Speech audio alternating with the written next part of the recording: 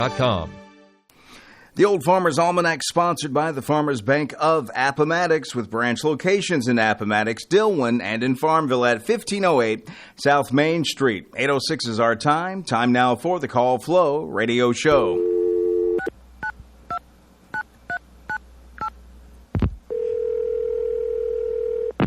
Good morning. It's the Call Flow Radio Show, and you're on the air.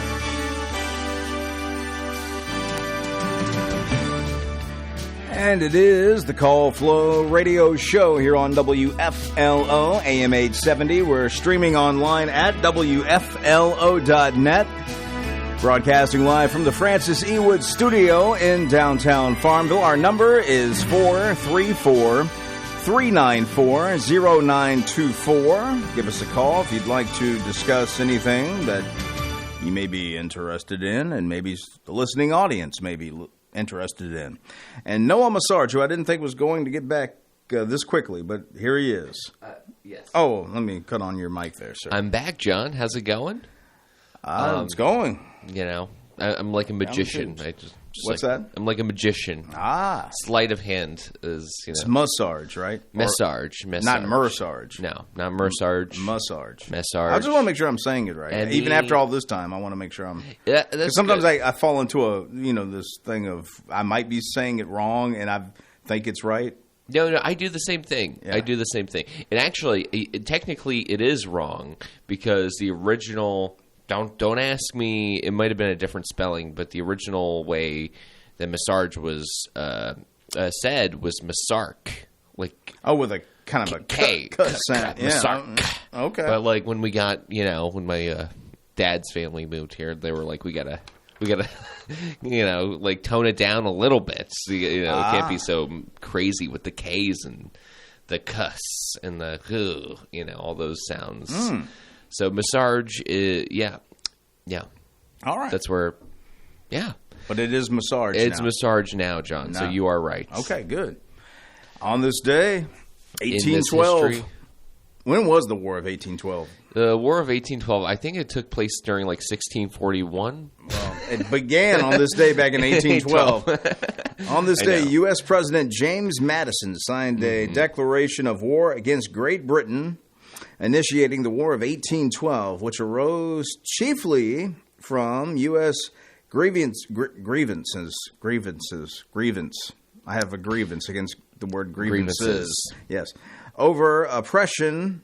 Is it maritime or maritime? Maritime law. Yeah, maritime practices during the Napoleonic Wars.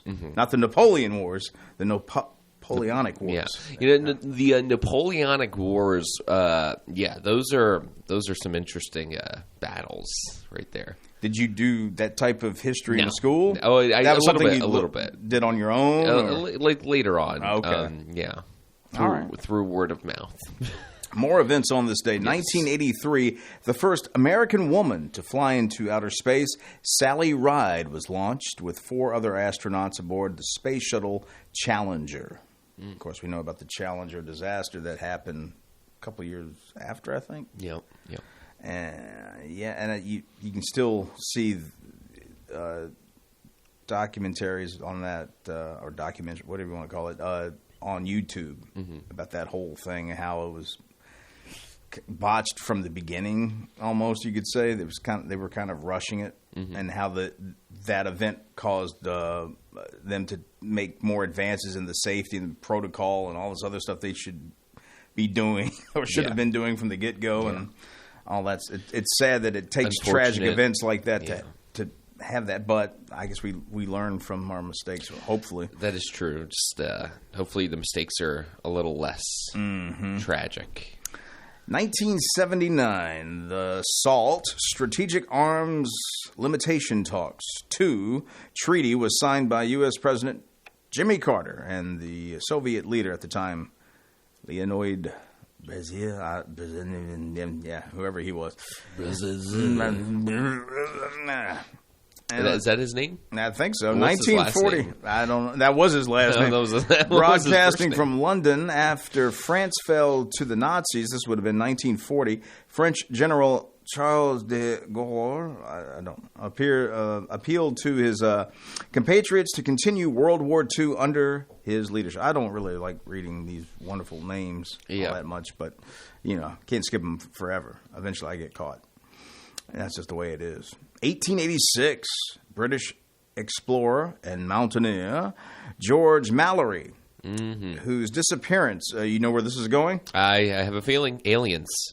On Mount Everest in 1924, close, became one of the most celebrated mysteries of the 20th century, was born in Cheshire. I'll tell you something, John. Anytime something involves missing people or missing persons, right? Even if they're going like an Appalachian Trail, like if somebody was to go there and get lost and then they become missing, my first instinct is to say aliens, not that it could have been animal or they just got turned around and couldn't find their way out.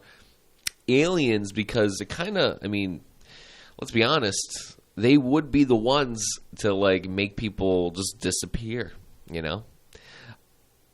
John, do you believe in aliens? I don't think we've had this. Okay. But do you think it's possible that there could be another life form out there? I'm not saying anything's possible. When I say aliens, I'm not talking about the like little spaceship guys with the little, like tortilla chip for a saucer, and they're coming down, and they're like, hey, they're green. I'm not saying that's what they look like or what anything's possible, but no. I once heard a theory that a friend of mine believes, and she was telling me that she was like, the reason why aliens, we don't have any evidence of them is because they live in the ocean. And they live in the ocean very deep. That's kind of the wrong way to look at that, right? But the thing is, since the ocean is so deep and wide, and we don't know what's down there. Exactly. Yeah, it's such a mystery to us, but to the aliens, I find that amazing that we can go out into space, and discover these things, but we can't go. Yeah.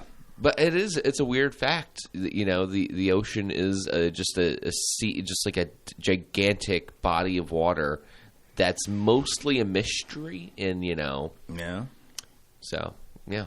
Aliens live down there, John. Get used to it. Sorry. Well, they were here first. 1873, American suffragist. Yeah. Yeah. Susan B. Anthony, you know where I'm going with this one? I have a feeling. All right, was fined after being convicted for voting in the 1872 presidential election, though she refused to pay it. In 2020, President Donald Trump pardoned Anthony, but the move was criticized by those who argued that it validated the trial. Susan B. Anthony, that's yeah. And what else happened in this day in history, John? 1815, Napoleon was defeated in the Battle of Waterloo. That was about time, John. About time. Ending 23 years of recurrent warfare between France and other powers of Europe. Yeah. And then finally, 1429, Joan of Arc led the French army against the English. And there you go. And that should take care of enough history for everyone. Napoleon, yeah, that's it. I'm glad he was stopped. Somebody needed to stop that guy. He was wild. Napoleon was a crazy dude. He went on to make a movie called Napoleon Dynamite, I believe, later on. Oh, that was him? I think. It's got his name on it. Imagine if Napoleon had lived in an age where dynamite was a thing. Mm-hmm. I feel like the wars would have got a lot worse. Right. John, we should check on the... What are we checking on? The weather? No. The weather? No, I was just joking. Oh. I've already done the weather. I've made the donuts. How was your day? Well, it hasn't really got going, but so good yet. Well, it's just starting, so it can, always improve. What did you do yesterday when you got back from? I took a big nap. Yeah. Now, John, I've been meaning to ask you, and I don't know why I'm finding, or I'm going to ask you now when this might be more appropriate to ask you off air, but I think it might be more interesting to ask you on air. But when you take a nap, John, do you crash on the couch and then wake up and then go to bed, or do you take a long nap in your bed and then kind of wake up and mosey around a little bit and then go back to bed? The latter. So you go to bed first. That's where you take naps. Mm-hmm. I love to take a couch nap. I don't know where that comes from. I have to be really tired to pass out on the couch. I do it constantly. Usually it's got to be an unplanned thing. Yeah. Spontaneous. But if I really want to have a nice, comfortable nap, straight to Betty Bye. You got it. Straight to Betty Bye. Straight to Betty Bye. All right. Good stuff, John. Mm-hmm. Good stuff. Hey, Martha Reeves was born on this day. Was she?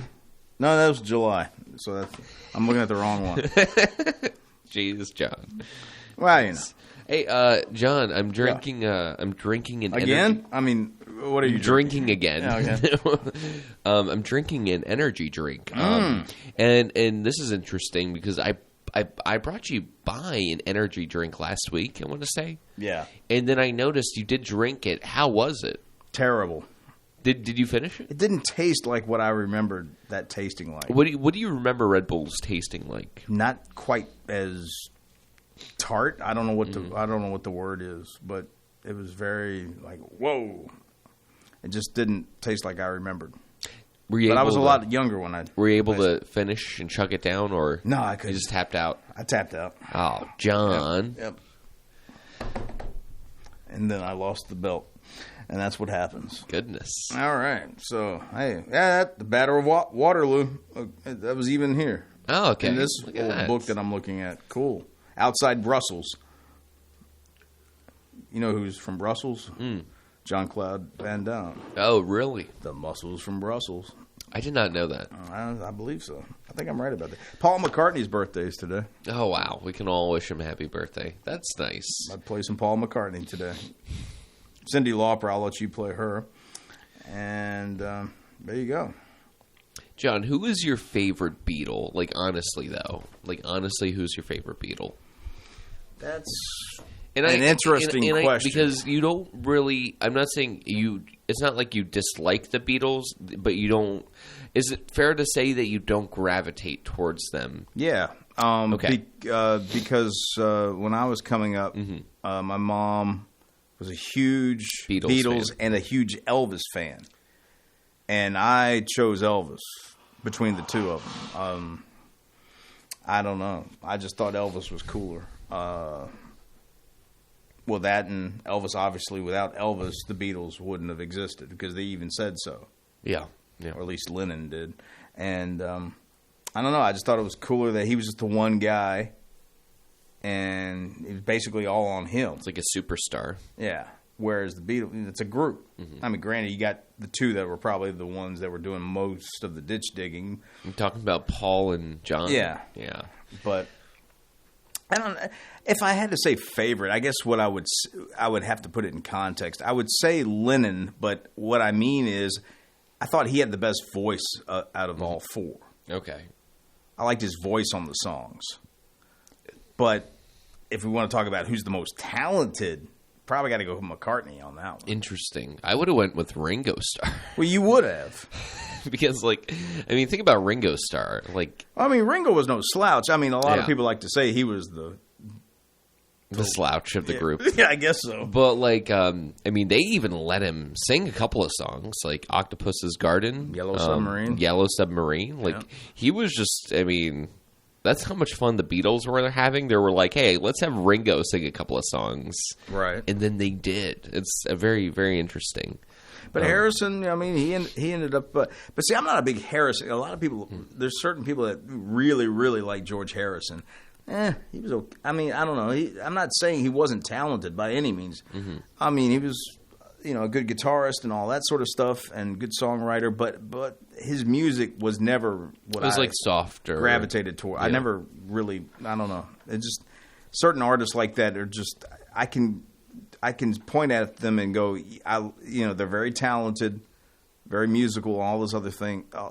But they're not my cup of tea, really. Not your cup of tea? No. Okay. Because I could even go on, going back to Lennon, though I thought his voice was the best, thought he was kind of lazy there towards the latter part of that band. Yeah. Look, what I mean is, if you listen, it sounds like the Paul McCartney band. towards the end. A little bit. Because he was putting in the most, it sounded like, to me, the most effort.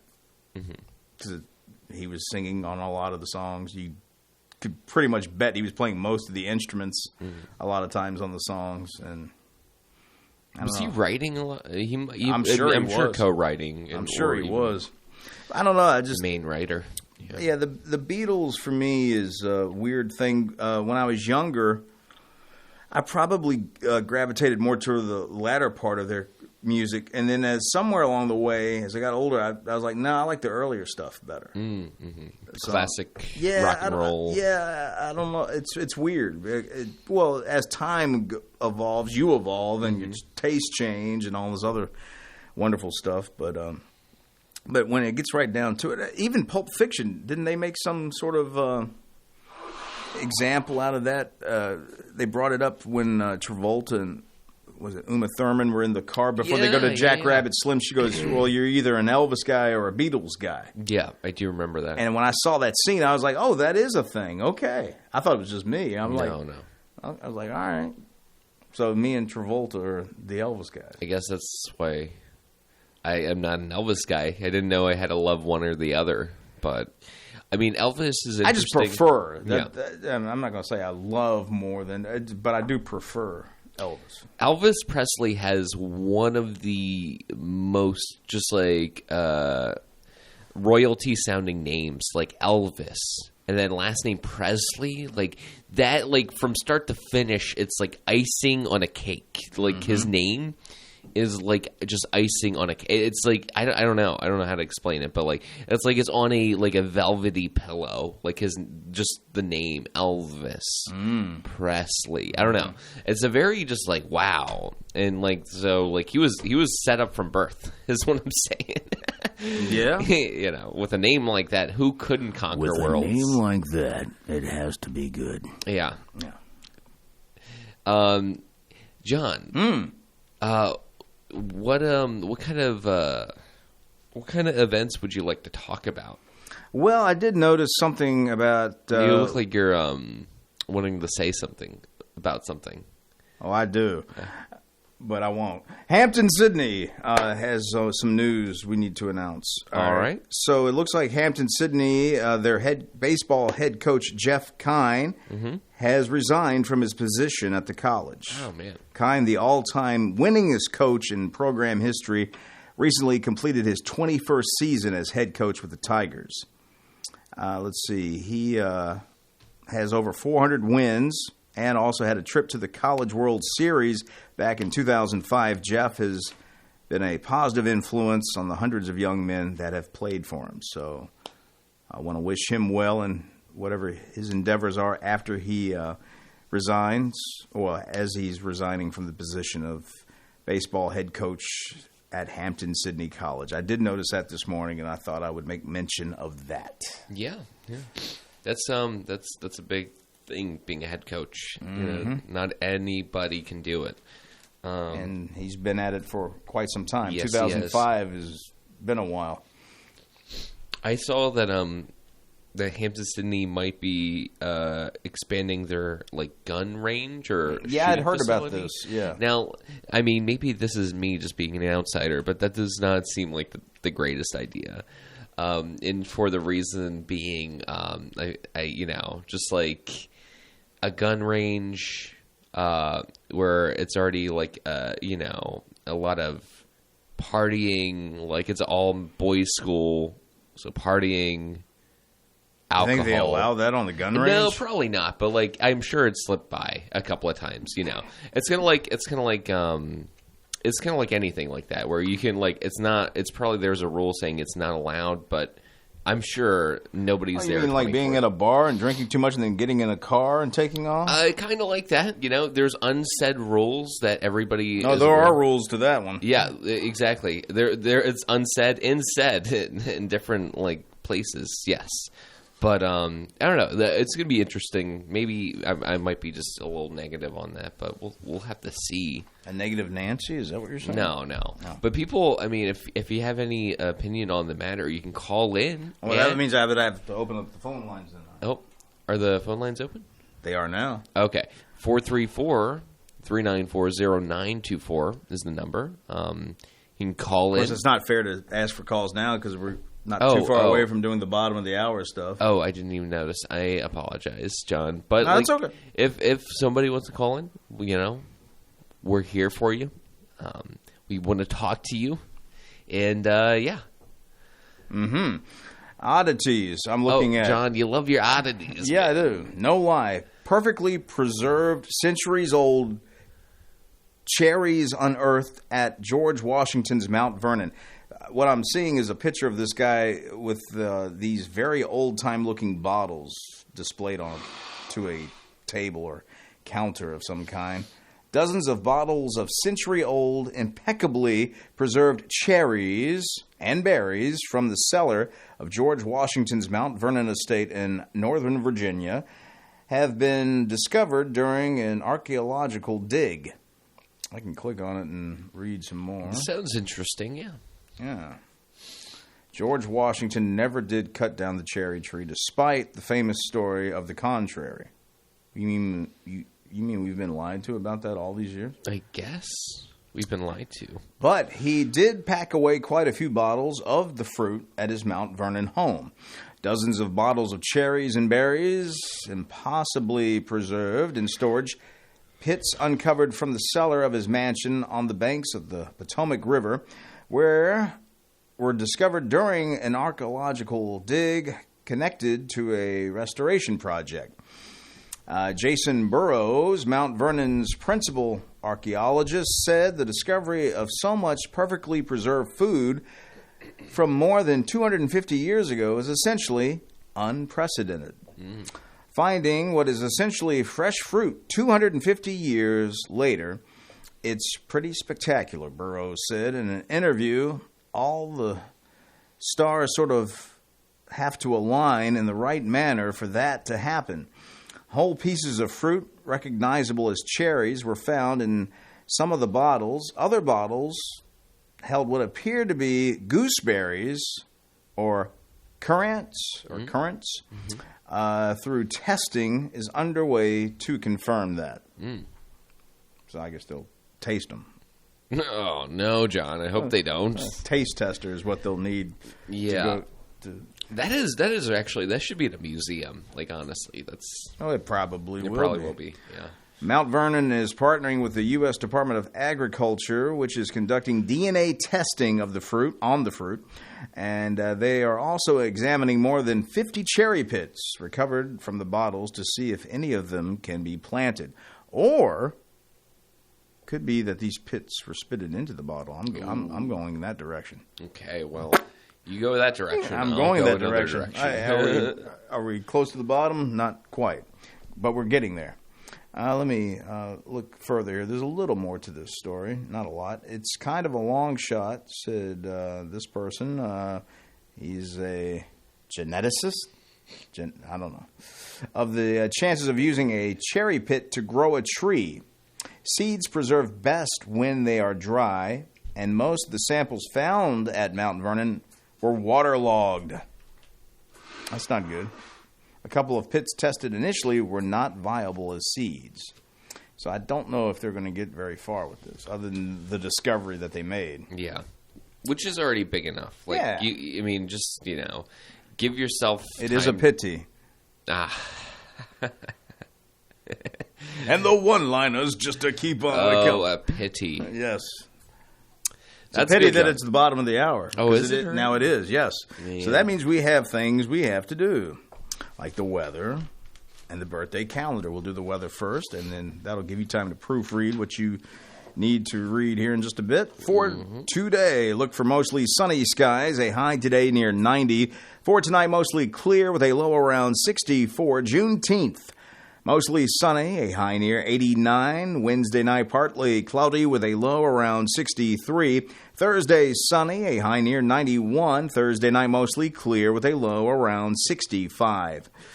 Right now, our humidity is at 78%. Winds are south at 7 miles per hour. Barometer 30.24. Fair skies right now 72. here at WFLO AM 870. We're streaming online at WFLO.net and broadcasting live from the Francis E. Wood studio here in downtown Farmville. And it is now time for the birthday calendar. It's being brought to you by Creative Electrical Contractors located at 1907 East 3rd Street, Farmville. Let's play the spot first. Creative Electrical Contractors specializes in commercial and industrial projects and offers quality work at competitive prices. CEC is a licensed Class A contractor in Virginia and North Carolina. Creative Electrical Contractors has been in business for 25 years, still committed to the values that were established when the company opened in 1998. Integrity, quality workmanship, and timely delivery. CEC, located at 1907 East 3rd Street, Farmville. You can contact CEC at 434-392-3802 or at creative-electrical.com. And the sounds of that mean it's time now for the birthday anniversary calendar. And with those names, here's Noah Massage. Thanks, John. I appreciate it. Yeah, no, you got it right the first time. Okay. So, guys, this is June 18th, 2024, and we got three, well, let me rephrase that. We have two birthdays.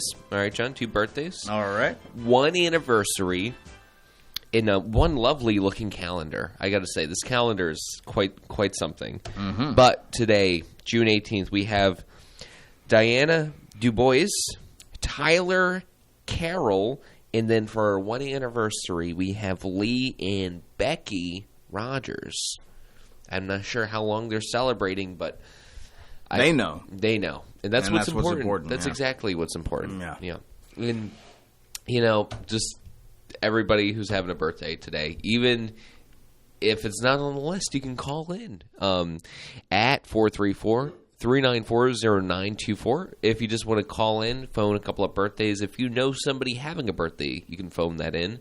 Or you can send them to birthdays at WFLO.net. The birthday calendar brought to you by Creative Electrical Contractors.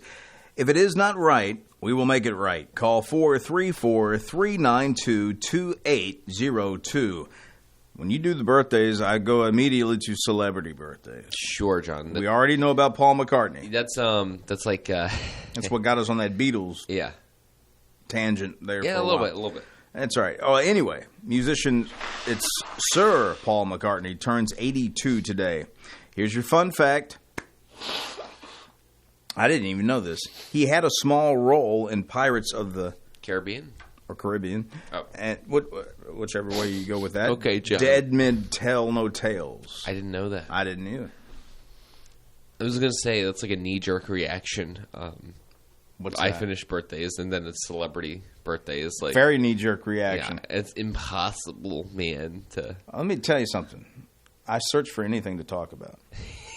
And I do mean anything. I believe it. I see it in your eyes. I think we have a caller now. We do have a caller. This is interesting. Yeah. Good morning. You're on the air. Hey, John. Hey, Henry. How are you? I'm better than nothing, I guess. Yeah. You doing well today? Yes, sir. How about you? I know you said... Yeah, I'm doing... You doing okay? Yeah. Mm-hmm. Good. Yeah. You remember Secretariat, the racehorse? Yes, sir. Well, he was voted the all-time greatest racehorse in history. Right. That's according to a Gallup poll. I know where you're going with that one. A Gallup poll. Yeah, I got you. Well, nowadays they would call that a shame because it was based solely on race. Yeah, that's what okay. You're getting witty with us today. Boy. Were you much for watching races in your time? Did you watch much of that sort of thing? Did I watch what? Like horse races. Races? Yeah. Well, it was kind of interesting, because I grew up on a farm with horses. I was going to say, because my grandmother, she used to have these pictures of race horses at her house. Yeah. And so that must have been a real thing to follow that sort of thing back in the day. Yeah, well, it was you know, when television came along, you were able to see things that, and a horse racing is a very majestic animal. Right. And though, you know, we used to ride our horses every day. We'd ride them twice a day because we had to ride them down to the creek to let them get watered up in the morning and evening. And so horses were always a big part, you know, of our life. So you had fond memories of riding horses. Yeah, one of them not so fond. I was going to say, I remember you telling me that something happened with you and a horse. Yeah, Brother John was riding the white horse named Charlie, and I was riding the bay horse, and we were going on a Sunday morning to the creek to let them water, and there was some yellow jackets or flies. Ooh. There was some flies around the horse that John was riding. And so he stopped to break a little branch to reach up and swat the flies out of the way. Right. But while he's standing, he stopped in a yellow jacket's nest. And they came swarming up. And they was stinging their horses. And so I turned around, and John turned his horse around, and we came back up the hill, and my horse was running, and he got the bridle, the teeth in his, or the bit in his teeth.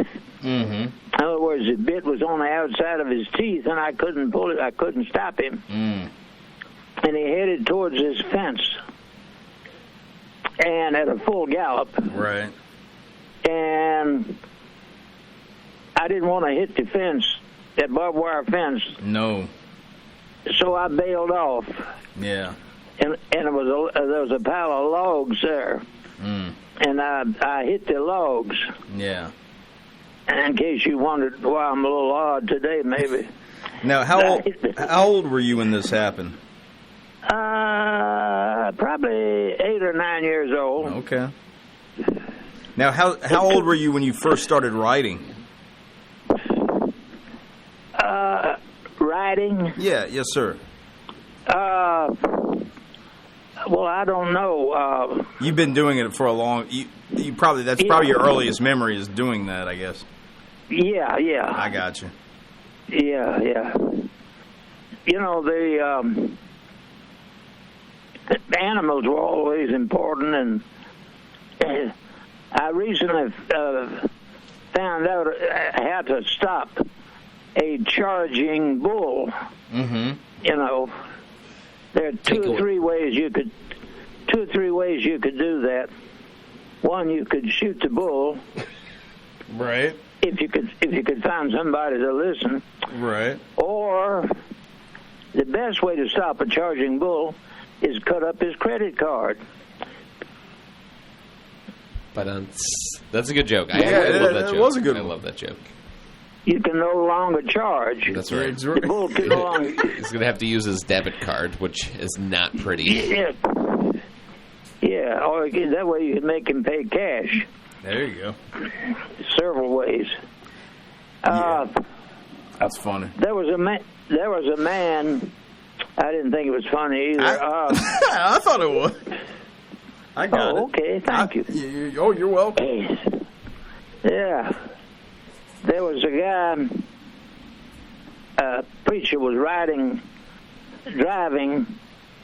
and it came to this high bridge with a drop-off into the river, which was about 200 feet down. And he looked, and there was a man up on top of that bridge, and it looked like he was getting ready to jump.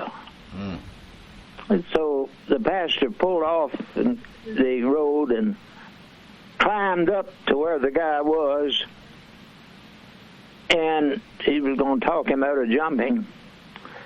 And so this man for 2 hours sat and gave a lot of doom and gloom to the pastor.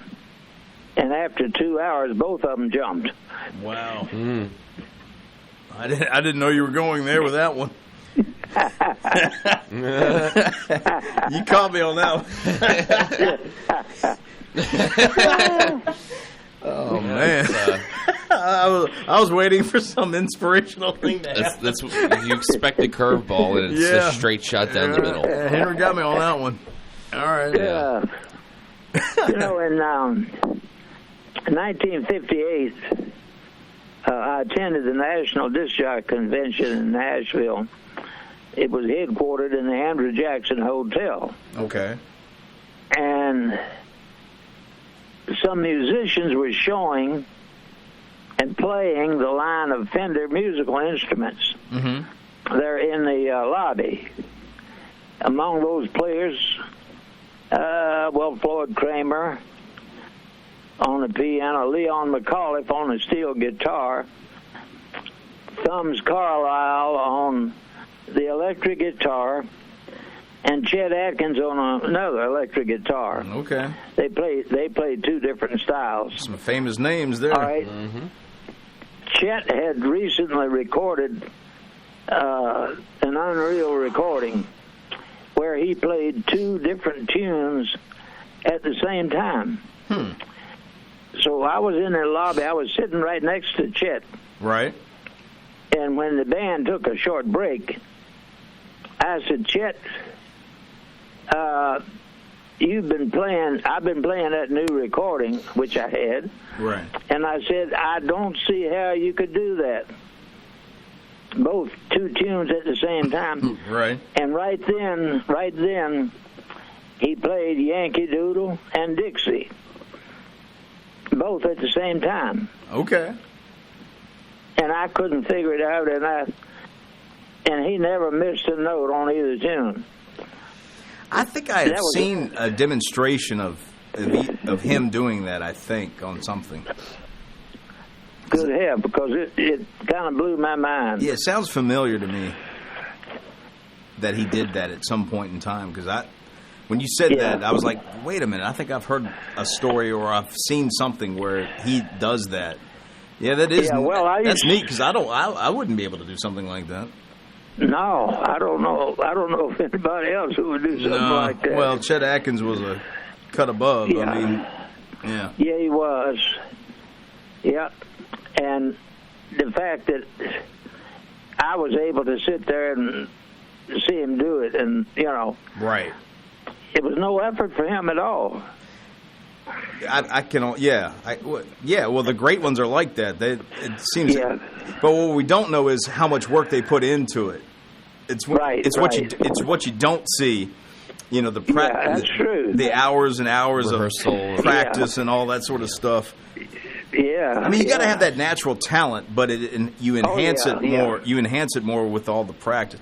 Would you say he was probably the best guitarist you ever saw? Definitely the best one I ever saw. Uh-huh. Yeah. Of course, there's another kind of guitarist, the kind that does flat picking. Right. Like Tony Rice and Don Reno and several others. That was a whole different ball game. Mm-hmm. But, every morning when I was working, I could get up at 3 o'clock and make my time schedule okay. Right. But I would get up at 2 o'clock and drink coffee and read my Bible and have my prayer list out. Right. All right. So a few years ago, quite a few years ago, I think it was around 2000, 2001, and I'm sitting there, and I saw Reverend Frank Potter. I just saw him in my mind. Mm-hmm. He was a pastor at New Life Assembly Church near Farmville. I saw him as I opened my Bible and read. There was a division between them. That's a word in the Bible. Mm-hmm. And then the Holy Spirit spoke and said, not is, but was. There was a division, but not is. And the Holy Spirit said, call him and tell him. This was in 2001. So I called Frank around 8 o'clock, and I gave him the message, and he said he did not know the meaning of that at this time, but God would show him later what it meant. The next day, Frank called and said that they were just building the new church building there, and one side of the building collapsed, and the insurance company refused to pay for the damage. And then Frank said that about 5 hours after I called him with that message, 2 men came in from the insurance company and gave him a check for $150,000 for the church. So, for whatever reason, Yeah. God works in mysterious ways, doesn't he? Yes, he does. Very much so. I remember my niece, Gloria Rosser, was in a deep coma. November the 6th, 2014. We prayed for her, and the Holy Spirit said to me, open the Bible. I flipped open the Bible, and it opened to Luke 9:52, which says, weep not, she is not dead, but sleepeth. And she awoke and lived another 5 years. Isn't that amazing? Yes. Yes, it is. And what a comfort it is. Very much so. I agree. Yeah, you've been in places and situations that the Lord delivered you. Yes, sir. Yeah. Humbled me and everything else along with it. Yeah. Absolutely. Yep. There was a lady attorney at our church, and she worked with the children in the children's class. Mm-hmm.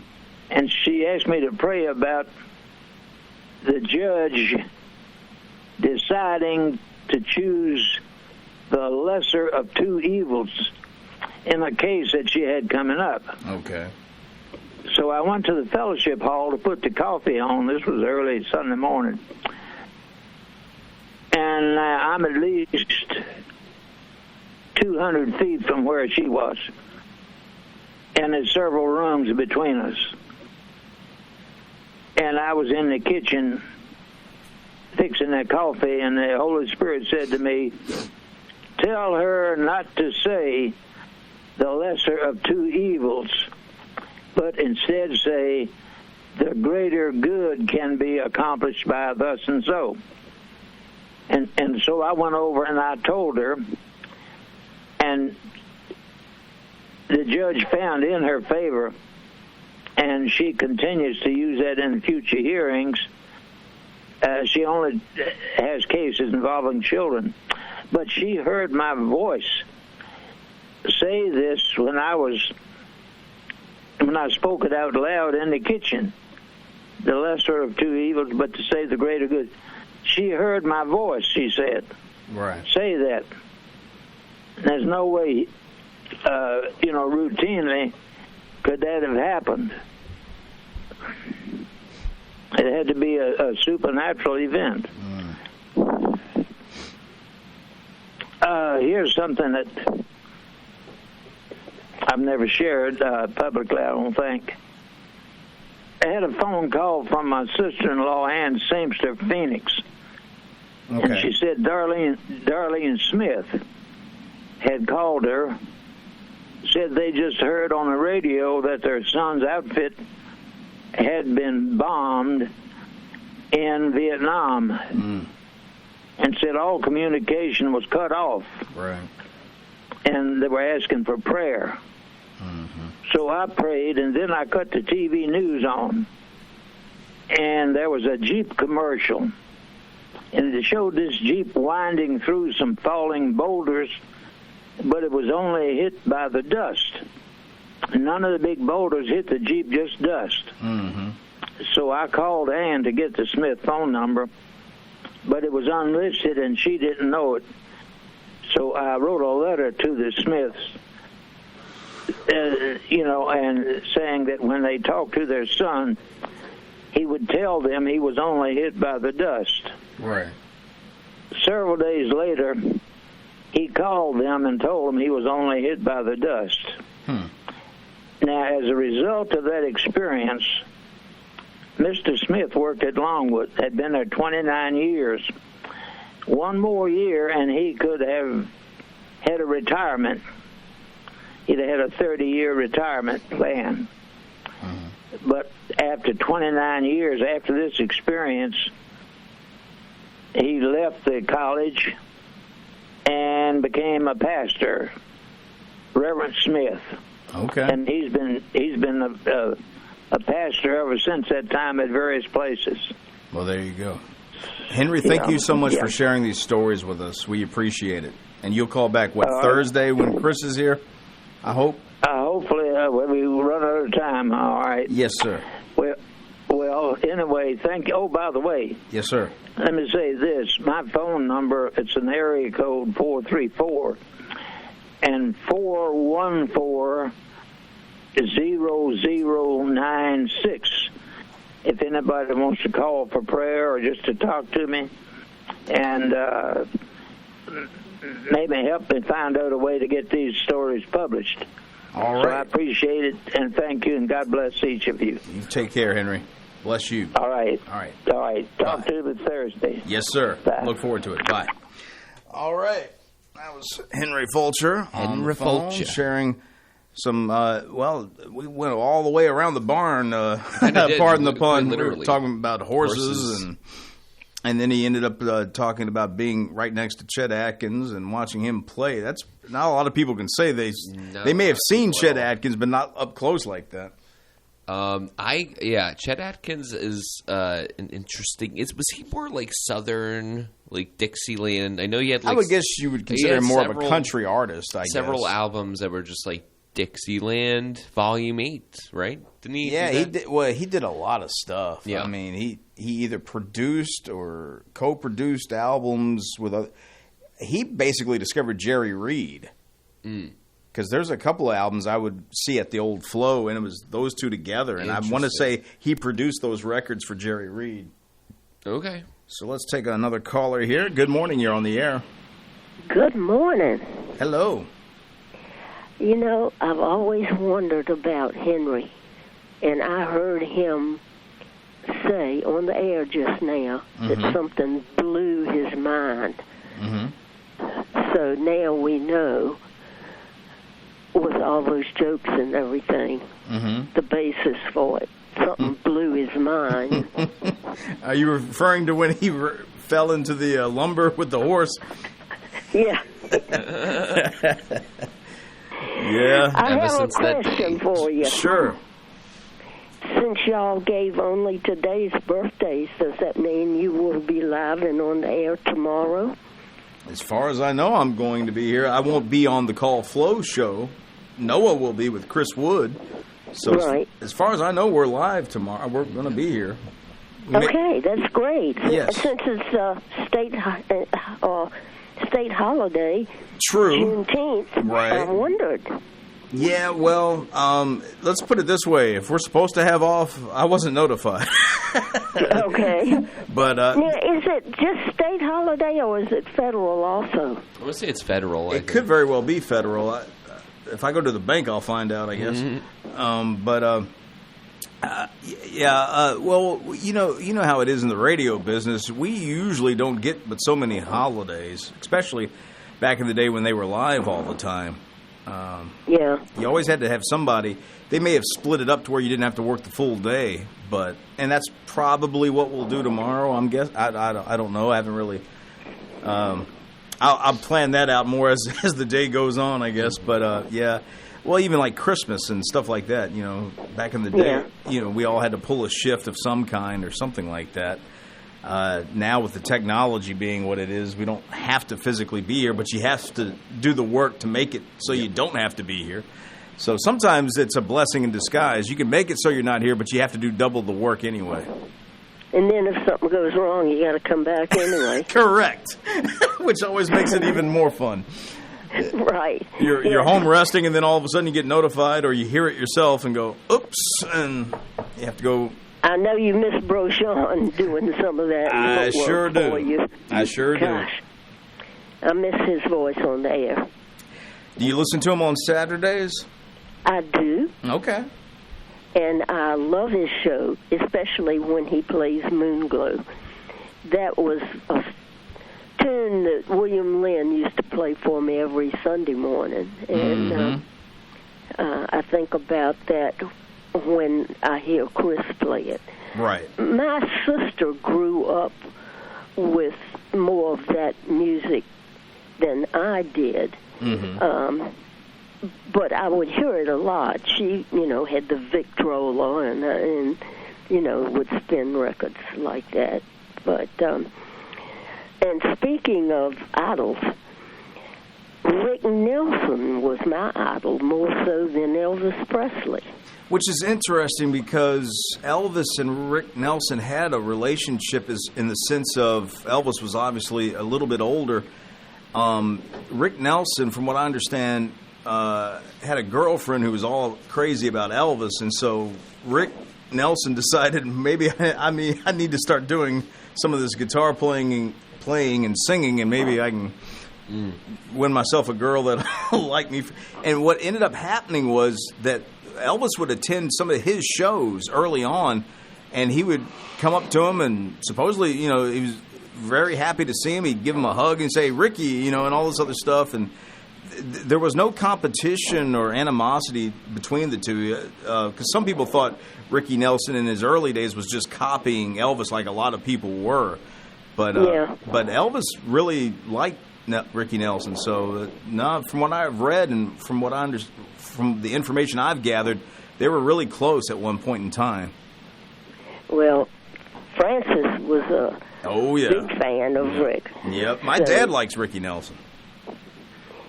You know what I thought was so cool about him? When he would sing, he would close his eyes real slowly, and I just thought that was so sexy. That sleepy-eyed, sexy look, when I was a teenager, and I had his picture all over my bedroom wall and everything. I just was in love with Rick Nelson. So I guess you watched Ozzie and Harriet quite a bit. I did. Yeah. I watched a lot of stuff that I hear y'all talking about, the old things, and I think you haven't quite hit it with my generation yet, John. Well, doesn't mean I didn't watch some of that stuff. Some of that stuff was still in reruns when I was very small, and so that's why I know what Ozzie and Harriet is. I want to say the Disney Channel way back when I was a kid, they would run reruns of that. They would also show the old Zorro show with Guy Williams, so I was a big fan of that. So I was exposed to a lot of that older programming at a young age. I don't talk about it much because if I mention something from the 80s, there's a good chance Noah doesn't know what I'm talking about then. Not always, John. Not always.